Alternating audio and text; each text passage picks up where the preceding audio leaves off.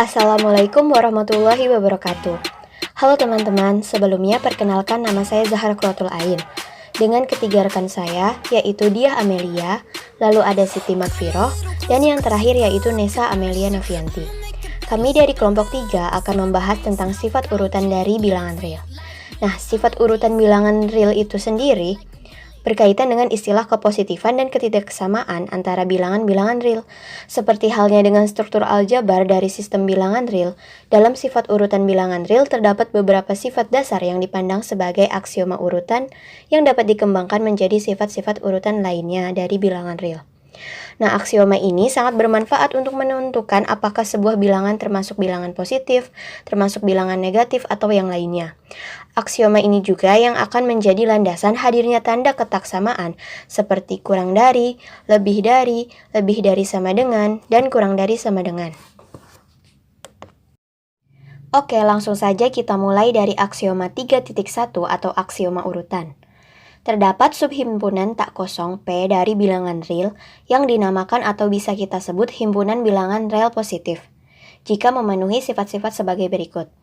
Yang pertama, yaitu jika A, B elemen bilangan real positif, maka A plus B elemen P. Artinya, hasil dari operasi penjumlahan dalam bilangan real positif tetap di P. Yang kedua, yaitu jika A, B elemen bilangan real positif, maka A dikali B elemen P. Jadi, jika A dikali B, maka hasil pengaliannya tetap berada di P. Yang ketiga, yaitu jika A elemen bilangan real, maka salah satu dari ketiga sifat berikut dipenuhi, yaitu A elemen P, A sama dengan 0, atau negatif A elemen P. Sifat ini disebut sebagai sifat trikotomi karena membagi bilangan real ke dalam 3 bagian.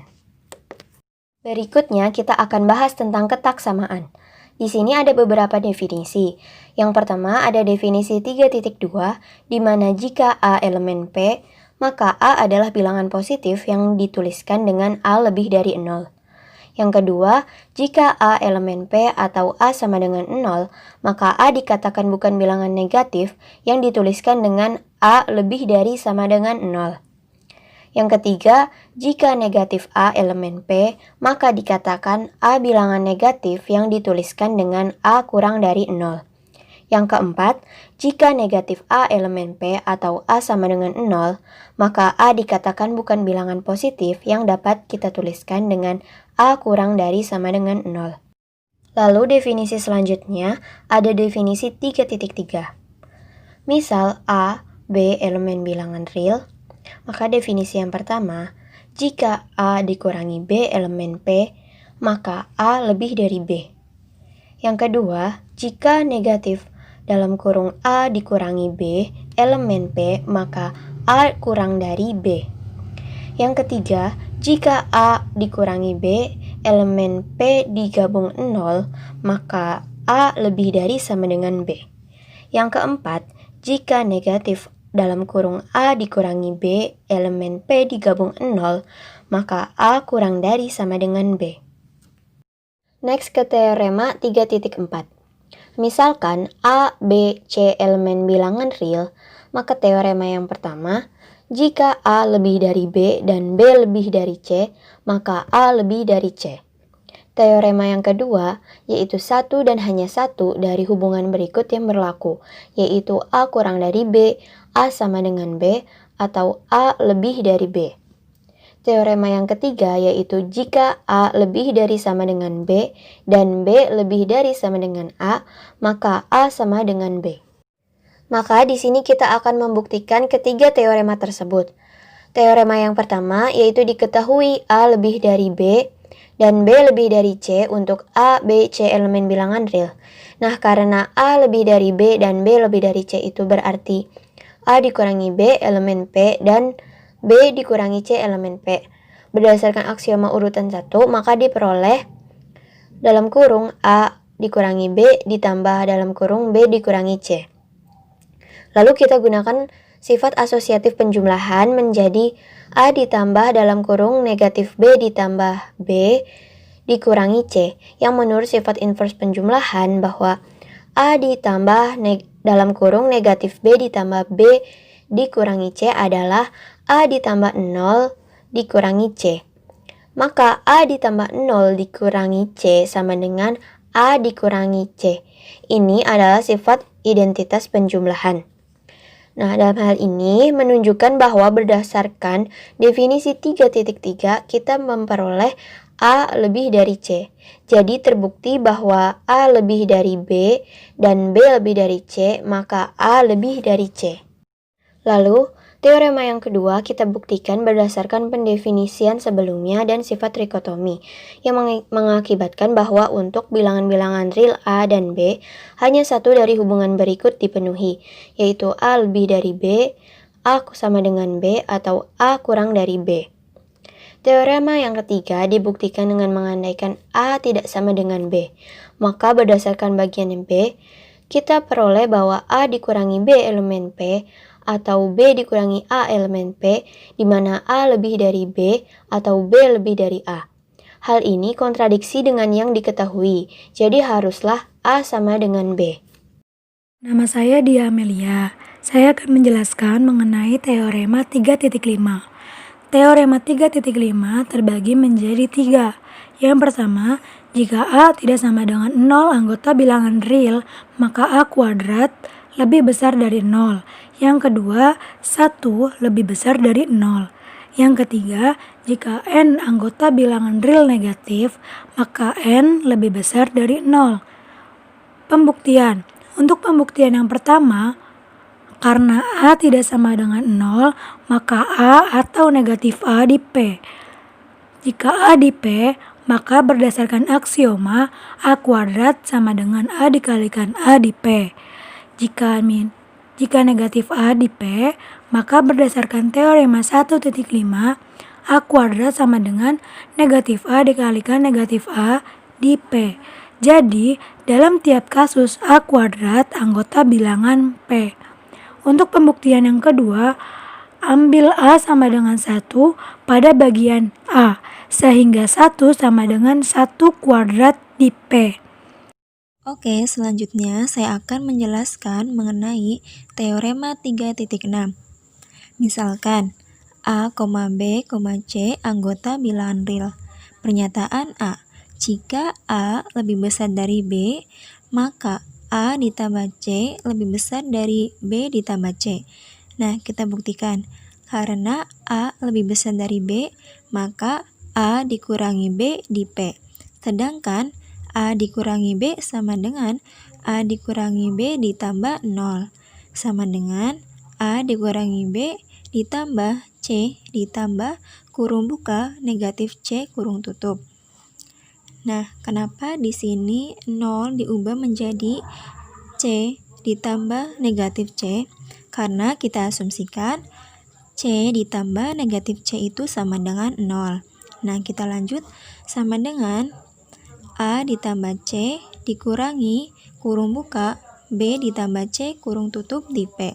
Jadi, berdasarkan definisi dapat kita simpulkan bahwa A ditambah C lebih besar dari B ditambah C. Jadi, pernyataan dari A itu terbukti. Selanjutnya, pernyataan dari B. Jika A lebih besar dari B dan C lebih besar dari D, maka A ditambah C lebih besar dari B ditambah D. Kita buktikan. Karena A lebih besar dari B dan C lebih besar dari D, maka A dikurangi B dan C dikurangi D di P. Berdasarkan aksioma urutan dapat diperoleh kurung buka A dikurangi B kurung tutup ditambah kurung buka C dikurangi D kurung tutup sama dengan kurung buka A ditambah C kurung tutup dikurangi kurung buka B ditambah D kurung tutup di P. Hal ini menunjukkan bahwa A ditambah C lebih besar dari B ditambah D. Jadi pernyataan dari B itu terbukti. Selanjutnya pernyataan C. Jika A lebih besar dari B dan C lebih besar dari 0, maka AC lebih besar dari BC. Nah, kita buktikan.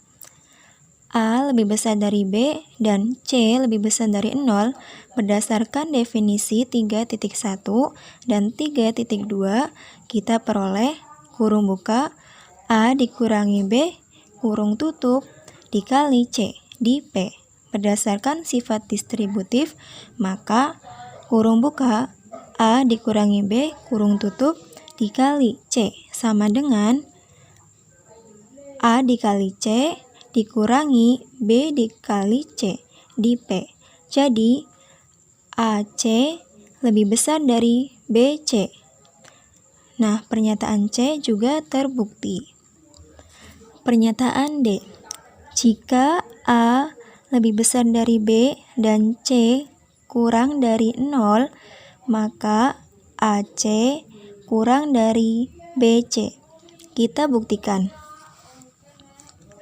A lebih besar dari B dan C kurang dari 0.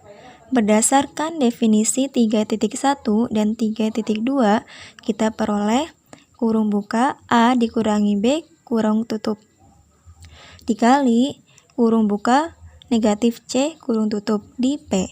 Berdasarkan sifat distributif, maka kurung buka A dikurangi B kurung tutup dikali kurung buka negatif C kurung tutup sama dengan negatif AC ditambah BC di P. Jadi, AC kurang dari BC itu terbukti. Nah, selanjutnya pernyataan dari E. Jika A lebih besar dari 0, maka 1/A lebih besar dari 0. Kita buktikan. Jika A lebih besar dari 0, maka berdasarkan sifat trikotomi, A tidak sama dengan 0, sedemikian sehingga 1/A ada. Jika 1/A sama dengan 0, maka 1 sama dengan A dikali kurung buka 1/A kurung tutup sama dengan 0. Disebut kontradiksi. Jika 1/A kurang dari 0, maka berdasarkan bagan D dengan C sama dengan 1/A berakibat 1 sama dengan A dikali kurung buka 1/A kurung tutup kurang dari 0. Kontradiksi. Jadi haruslah 1/A lebih besar dari 0. Nah, yang terakhir pernyataan dari F. Jika A kurang dari 0, maka 1/A kurang dari 0. Dengan cara yang serupa, jika A kurang dari 0, maka 1/A lebih besar dari 0 akan bertentangan atau kontradiksi, bahwa 1 sama dengan A dikali kurung buka 1/A kurung tutup kurang dari 0. Saya Nesa Amelia Novianti akan menjelaskan teorema 3.7, 3.8, dan akibat 3.9. Teorema 3.7. Jika A lebih dari B, maka A lebih dari 1/2 A plus B lebih dari B. Pembuktiannya, karena A lebih dari B, maka berdasarkan teorema 3.6, kita dapatkan A plus A sama dengan 2A lebih dari A plus B. Demikian juga A plus B lebih dari 2B. Karena 2 lebih dari 0, maka berdasarkan teorema 3.6 bagian E, 1/2 lebih dari 0. Selanjutnya kita gunakan C sama dengan 1/2. Pada teorema 3.6 bagian C, yaitu jika A lebih dari B dan C lebih dari 0, maka AC lebih dari BC. Sedemikian sehingga A lebih dari 1/2 A plus B dan 1/2 A plus B lebih dari B.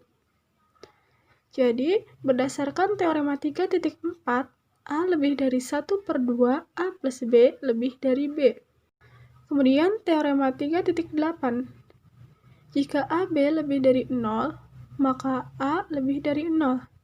Dan B lebih dari 0 atau A kurang dari 0 dan B kurang dari 0. Pembuktiannya, Jika AB lebih dari 0, maka A tidak sama dengan 0 dan B juga tidak sama dengan 0.